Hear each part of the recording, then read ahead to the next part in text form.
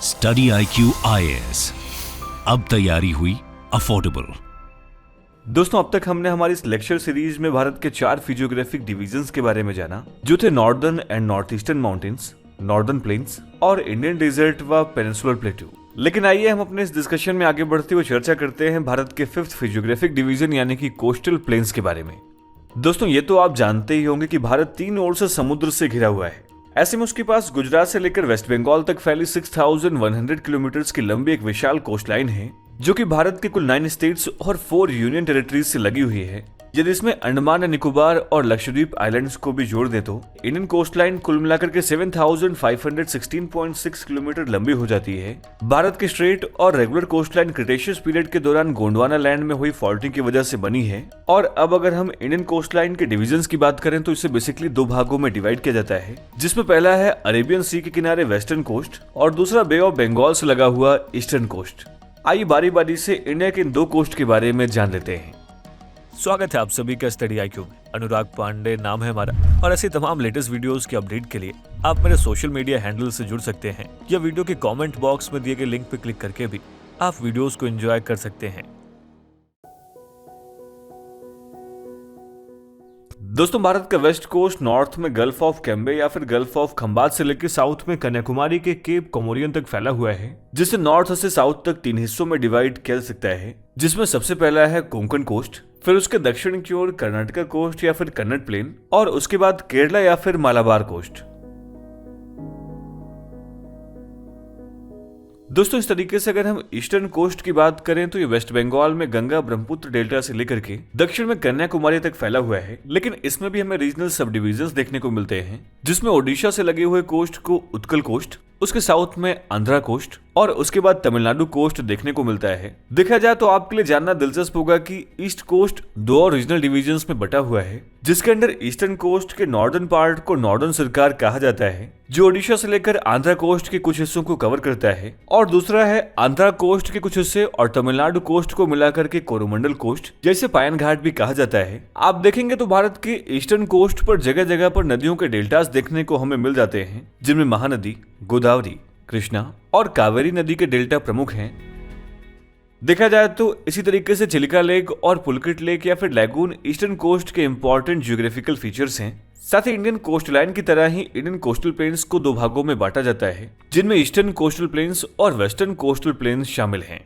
दोस्तों, नॉर्थ में run of Kutch से लेकर साउथ में कन्याकुमारी तक हमें कोस्ट लाइन और वेस्टर्न घाट के बीच नैरो प्लेन्स देखने को मिलते हैं, जिन्हें वेस्टर्न कोस्टल प्लेन्स कहा जाता है। और इस प्लेन की एवरेज विड्थ लगभग 65 किलोमीटर है। आप देखेंगे तो वेस्टर्न कोस्ट प्लेन्स को मेनली 5 रीजनल सब डिविजन्स में डिवाइड किया जाता है। सो आइए अब हम इन सब डिविजन्स के बारे में भी एक एक करके जान लेते हैं। दोस्तों, यूं तो गुजरात के कच्छ में मिलने वाले टेरिटरी रॉक्स और काठियावाड़ के डेक्कन लावा से बने होने की वजह से इन्हें पेनिनसुलर प्लेटू का ही एक्सटेंशन माना जाता है, लेकिन इनके दूसरे फिजिकल फीचर्स और कोस्टल प्लेन की तरह ही इनके लेवल्ड डाउन हो जाने की वजह से इन्हें वेस्टर्न कोस्टल प्लेन्स का इंटीग्रल पार्ट माना जाता है। दोस्तों, स्कॉलर्स की माने तो एक टाइम ऐसा था जब कच्छ पेनिनसुला सीज और लगून से सराउंडेड एक आइलैंड हुआ करता था, लेकिन समय के साथ इंडस रिवर और उसके चैनल की दूसरी रिवर्स द्वारा लाए गए सेडिमेंट्स ने इन लगून्स और सीज को फिल कर दिया, जबकि इसके बाद समय के साथ इंडस रिवर ने भी अपना रिवर चैनल शिफ्ट कर दिया, जिसके चलते अब हमें यहाँ पर इंडस रिवर का फ्लो देखने को नहीं मिलता है।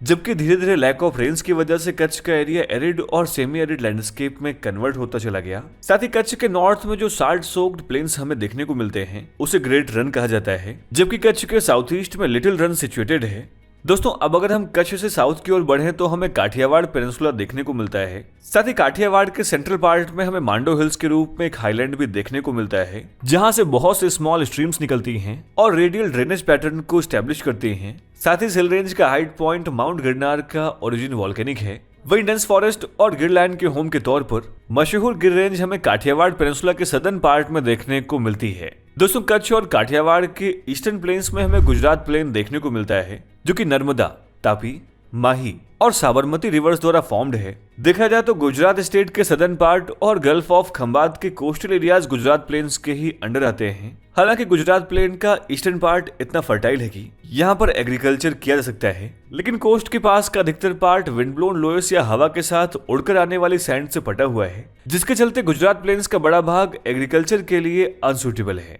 दोस्तों गुजरात प्लेन के साउथ में दमन से गोवा तक 50 से 80 किलोमीटर वाइड कोंकण प्लेन देखने को मिलता है। देखा जाए तो कोंकण प्लेन की विशेषता यह है कि यहाँ पर हमें क्लिप्स, शोल्स और रीफ्स के रूप में मरीन इरोजन के कुछ फीचर्स देखने को मिलते हैं। आप देखेंगे तो मुंबई के पास स्थित थाने क्रीक भी एक इंपॉर्टेंट एम्बेमेंट है जो कि एक एक्सीलेंट नेचुरल हार्बर प्रोवाइड करता है। आपको बता दें कि कोस्ट लाइन के पीछे खिसक जाने से एक बे की तरह की जलाकृति फॉर्म हो जाती है और इसे ही एम्बेमेंट कहते हैं।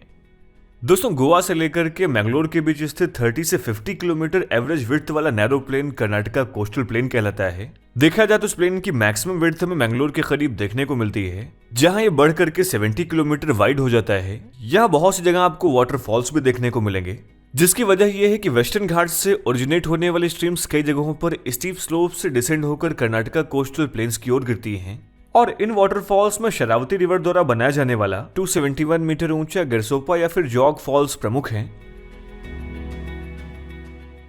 दोस्तों मैंगलोर से कन्याकुमारी के बीच हमें केरला प्लेन या फिर मालाबार प्लेन देखने को मिलते हैं। ये एक लो लाइंग प्लेन है जो कर्नाटका प्लेन के कंपैरिजन में मच वाइडर है।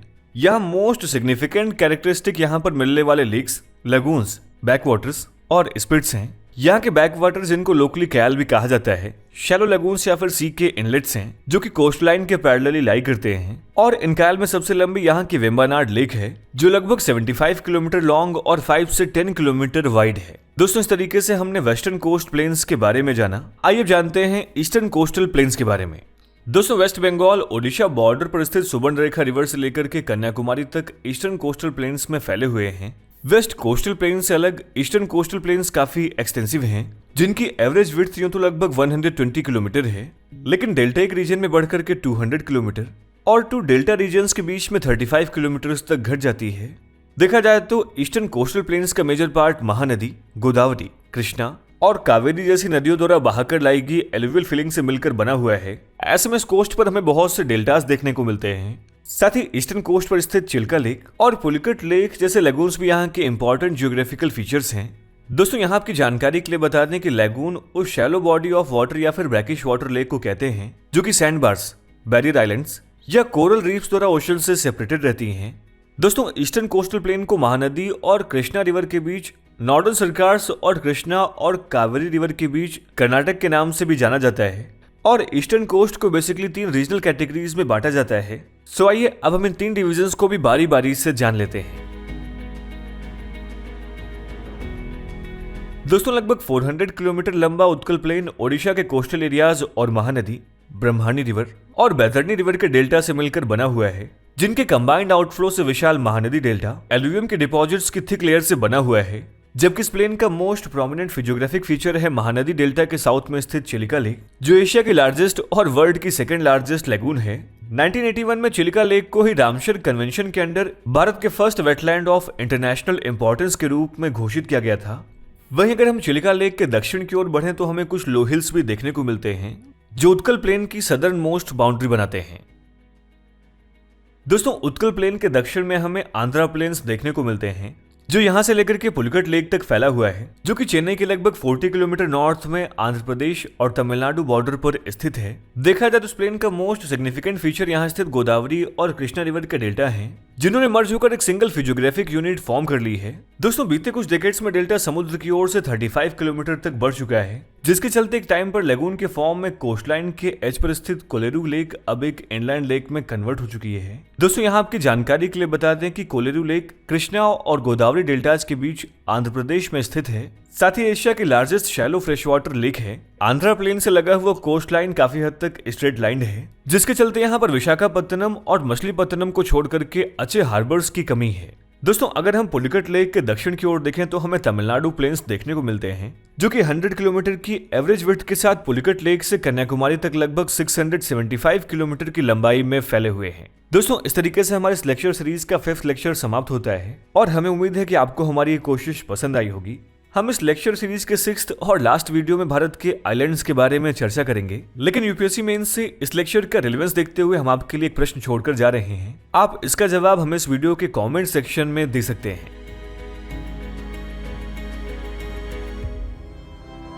स्टडी IQ IAS अब तैयारी हुई अफोर्डेबल।